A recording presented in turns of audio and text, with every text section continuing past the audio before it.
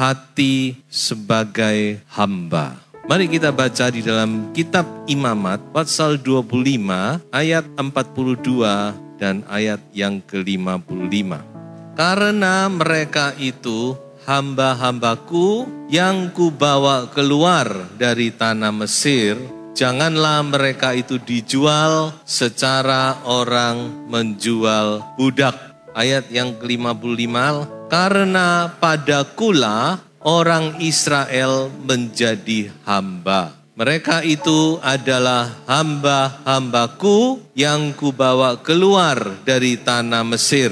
Akulah Tuhan Allahmu. Sebelum saya bicara tentang ayat ini, sedikit tentang kitab Imamat. Kitab Imamat adalah salah satu kitab yang paling sulit dimengerti, paling sulit dibaca. Tetapi saudara, kalau kita mengerti, maka kitab Imamat ini adalah salah satu kitab yang terpenting di dalam Alkitab.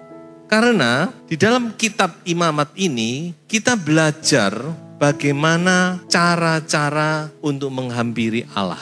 Makanya disebut kitab Imamat itu adalah the book of approach. Jadi bagaimana seseorang itu menghampiri Allah. Ternyata kita lihat di dalam kitab Imamat bahwa Allah itu punya karep, saudara. Allah itu punya mau. Bukan kalau kita mau datang terus datang gitu saja, tidak. Ada aturan-aturan. Nah tentu aturan itu tidak berlaku secara hurufiah pada zaman perjanjian baru. Tapi itu punya arti-arti rohani. Jadi ini adalah salah satu yang kita lihat di dalam kitab Imamat, bahwa kita belajar bagaimana sih kita ini bisa menghampiri Allah yang Maha Kudus. Itu salah satu. Di dalam kitab Imamat ini, kita juga belajar membedakan apa yang halal dan yang haram. Itu ada dalam kitab Imamat. Bani Israel perjanjian lama juga diajar dalam kitab Imamat ini. Apa sih yang halal, apa sih yang haram. Yang haram harus dijauhkan, yang halal boleh. Lalu mereka juga diajar bagaimana supaya mereka itu bisa hidup kudus, berkenan kepada Allah. Bahkan pengajaran itu sampai detail, saudara. Kalau saudara membaca itu, saudara bisa kaget. Tuhan itu memperhatikan hal-hal yang sangat detail. Yang menurut kita rasanya diomongkan gak enak. Tapi diomongkan dalam kitab Imamat. Makanya kitab Imamat itu dapat satu julukan juga adalah The Book of Holiness. Buku tentang kekudusan. Ternyata di dalam kitab Imamat ini kita belajar, kita mengerti bahwa Allah itu sebenarnya punya satu tujuan. Apa tujuan Allah? Yaitu dia ingin punya satu umat yang spesial, yang khusus, yang terpisah dari bangsa-bangsa lain, yang hidupnya benar. Itulah yang kita bisa lihat di dalam kitab Imamat. Dan itulah juga yang kita baca tadi dalam ayat pokok kita. Apa sih tujuan Allah itu? Menebus bangsa Israel dari tanah Mesir, dari kekuasaan Firaun yang begitu kuat mencengkeram mereka. Tapi dengan tangan Allah yang kuat, Allah bawa mereka keluar dari Mesir. Supaya mereka bisa menjadi bangsa yang kudus, yang khusus. Dan di atas segala-galanya, dikatakan dalam ayat pokok kita ini, Allah mau menjadikan mereka hamba-hamba Allah. Menjadi hamba-hamba Tuhan. Coba kita baca lagi ya. Imamat 25 ayat 55. Karena padakulah orang Israel menjadi hamba. Mereka itu adalah hamba-hambaku yang kubawa keluar dari tanah Mesir. Akulah Tuhan Allahmu. Makanya di dalam Imamat itu ada aturan-aturan. Kalau dikatakan seseorang itu sampai jatuh miskin, dia bekerja kepada saudaranya sendiri sesama orang Israel, itu harus diperlakukan berbeda dengan bangsa lain yang bekerja menjadi hamba lain. Bahkan dikatakan pada tahun yang ke-50 mereka harus dibebaskan, disangoni. Itu hanya peraturan di sini. Tapi intinya dari semuanya ini, Allah, kita melihat di sini, dia menganggap semua bangsa ini yang dia sudah tebus dari tanah Mesir adalah hamba-hamba Tuhan. Dilepaskan dari perhambaan Mesir, dari tangan Firaun yang kuat untuk dijadikan hamba-hambanya. Nah, konsep ini itu tetap berlaku di dalam zaman perjanjian baru. Jadi dalam perjanjian baru kita juga melihat konsep yang sama, di mana kita ini ditebus dari tangan iblis, Dari dosa kita ditebus, dibeli, dibayar dengan harga yang mahal untuk kita apa? Dijadikan hamba-hamba Tuhan. Kalau sudah tidak percaya, sekarang kita baca. Roma pasal 6 ayat 17-18. Jadi kalau saudara lihat dalam Alkitab, Roma pasal 6 mulai ayat 15 itu punya satu judul, dua macam perhambaan. Kita baca saja mulai ayat 17. Tetapi syukurlah kepada Allah. Dahulu memang kamu hamba dosa. Tetapi sekarang kamu dengan segenap hati telah mentaati pengajaran yang telah diteruskan kepadamu. Kamu telah dimerdekakan dari dosa dan menjadi apa? Hamba kebenaran. Satu ayat lagi, ayat 22. Tetapi sekarang setelah kamu dimerdekakan dari dosa dan setelah kamu menjadi hamba Allah, kamu beroleh buah yang membawa kamu kepada pengudusan dan sebagai kesudahannya ialah hidup yang kekal. Jadi sudah lihat konsepnya masih tidak berubah ya. Cuma tentu modelnya lain. Karena perjanjian lama itu cuma perlambang bukan? Jadi apa yang kita tangkap di sini? Bahwa kita ini pada hakikatnya, kita ini semua orang percaya yang sudah dibebaskan oleh Tuhan, ditebus oleh Tuhan. Itu kita ini adalah hamba Tuhan. Kita dilepaskan dari perhambaan dosa, sekarang kita menjadi hamba Allah, hamba kebenaran. Inilah saudara. Jadi saudara-saudara, apakah Anda terlibat dalam pelayanan atau tidak? Apakah Anda ini seorang hamba Tuhan atau tidak? Full timer atau part timer? Kita ini sebenarnya semua sama. Kita ini adalah hamba Tuhan. Hanya kita ini dipercaya dalam kapasitas yang berbeda. Jadi sebenarnya tidak ada kata full timer, part timer itu. Karena kita ini pada hakikatnya hamba. Semua kita. Karena kita sudah dibebaskan dari tangan, dari perhambaan iblis, dosa, kematian. Oleh sebab itu saudara, sebagai hamba kita wajib memiliki hati hamba. Jadi sebenarnya setiap orang percaya itu harus punya hati hamba. Bukan cuma orang-orang tertentu, bukan cuma orang yang bekerja di gereja saja atau yang cuma melayani saja. Tapi semua kita, karena kita ini hamba Tuhan. Ingat apa yang Tuhan katakan dalam kitab Imamat tadi? Bangsa Israel itu milikku, mereka adalah hambaku. Itu Israel jasmani, kita Israel rohani. Oleh sebab itu kita mau melihat apa sih hati hamba itu. Kita wajib, hati kita ini punya hati hamba. Tidak peduli kita ini melayani atau tidak, terlibat dalam pelayanan aktif di gereja atau tidak. Kita harus punya hati hamba ini. Karena kita pada hakikatnya hamba Tuhan. Nah, ada 3 hal tentang hati hamba. Yang pertama, hati hamba ialah hati yang taat. Karena hamba, budak, dolos dalam bahasa Grekanya. Hati yang taat ini perlu. Coba perhatikan perkataan Yesus dalam Lukas ini. Tuhan Yesus sampai pernah ngersulo. Gitu. Ini kan ngersulo. Ngersulonya gini, kamu ini loh manggil aku Tuan, Tuan, Bos, Master, Lord. Tapi kamu enggak pernah menurut perkataanku. Dengan lain kata, kamu ini manggil aku Tuhan, mengakui aku sebagai Tuanmu, penguasamu, tapi kamu tidak pernah taat. Berarti apa? Mereka tidak punya hati hamba. Karena seorang hamba itu wajib taat. Betul, saudara? Kalau kita punya pegawai, kita suruh ke kiri, dia lari ke kanan. Kita suruh keluar, dia enggak mau. Kita suruh pergi kemana, dia enggak mau. Kira-kira bagaimana, saudara? Paling-paling, ya sudah Pak, besok enggak usah masuk lagi gitu ya. Jadi yang namanya hamba, ingat kita hamba bukan? Itu kita harus pertama kita pegang ya. Kita ini hamba Tuhan, kita harus punya hati hamba. Yang namanya hati hamba itu pertama adalah hati yang taat. Tadi kita juga sudah membaca dalam Roma. Kamu harus taat kepada kebenaran, taat kepada Yesus, taat kepada firman Tuhan. Jadi ketaatan ini bukan option, bukan pilihan sebenarnya. Kita nggak punya pilihan untuk tidak taat, taat atau tidak. Karena kita hamba, seorang hamba itu wajib hukumnya.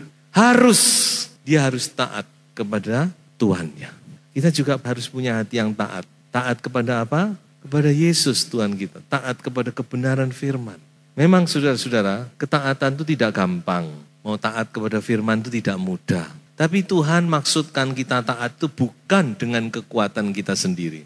Itu zaman dulu, orang perjanjian lama, mereka dituntut untuk taat tapi dengan kekuatan mereka. Makanya mereka tidak mampu. Tuhan tahu kalau saudara dan saya tidak mampu. Itulah sebabnya Tuhan berikan apa? Roh Kudus, penolong, pendamping kita, penopang kita.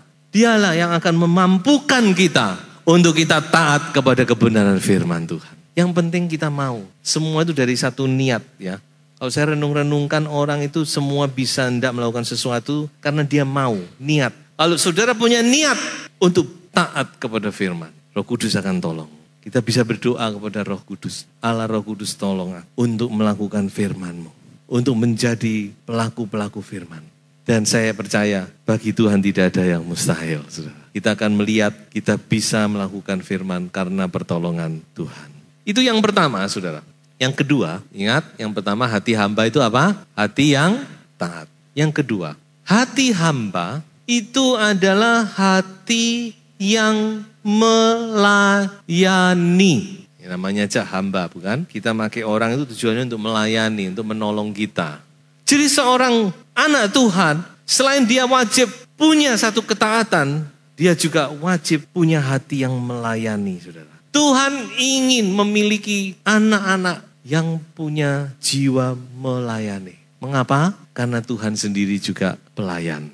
Tuhan kita itu pelayan. Makanya ada satu lagu dikatakan, dia adalah raja hamba. He is a servant king. Dia adalah raja, tapi dia adalah raja hamba. Raja yang melayani. Yesus datang adalah untuk melayani, bukan untuk dilayani. Sebab itu wajar kalau Tuhan juga ingin kita, apakah kita ini melayani dalam bentuk nyata di gereja ataupun kita tidak terlibat dalam pelayanan gereja, kita bergumul sehari-hari dengan segala kesibukan kita yang kelihatannya sekuler pun, tapi kita harus punya jiwa pelayanan.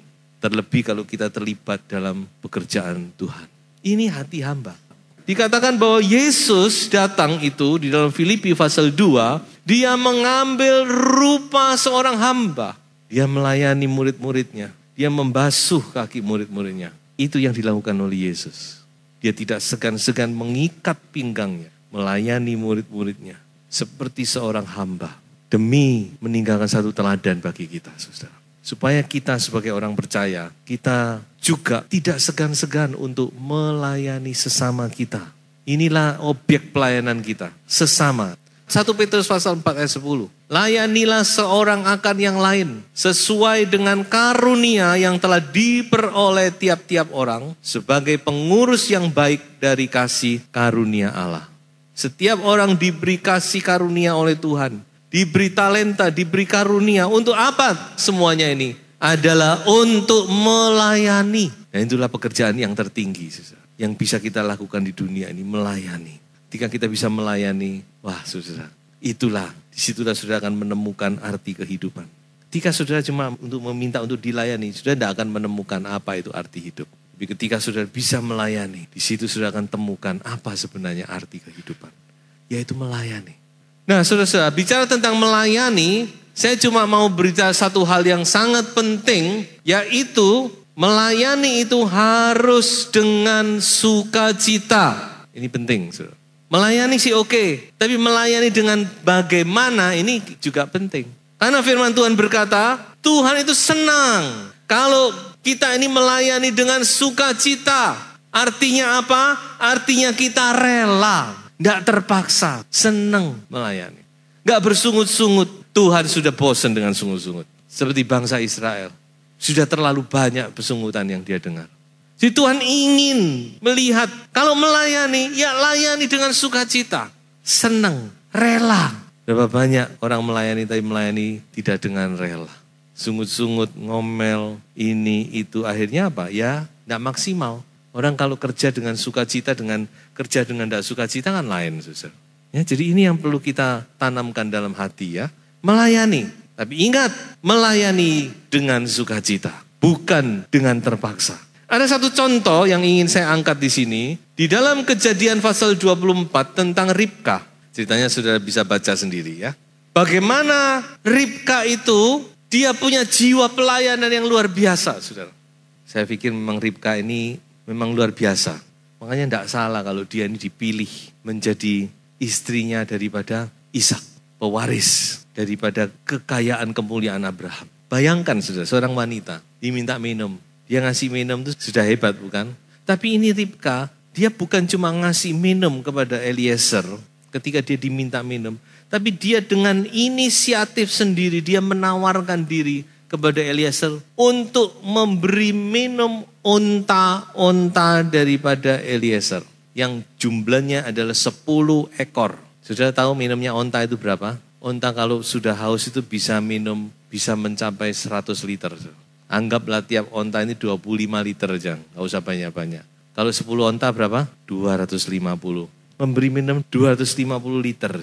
Tapi Eliezer diam aja, dia lihat sampai di mana. Dia mau tahu kualitas daripada si Ribka ini. Sampai selesai semuanya, dia baru nyatakan isi hatinya.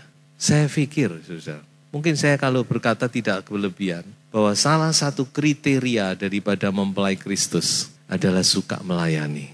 Ingat bahwa Ishak itu bayangan dari Kristus. Anak tunggal daripada Bapak Abraham yang pernah dikorbankan di Bukit Moria.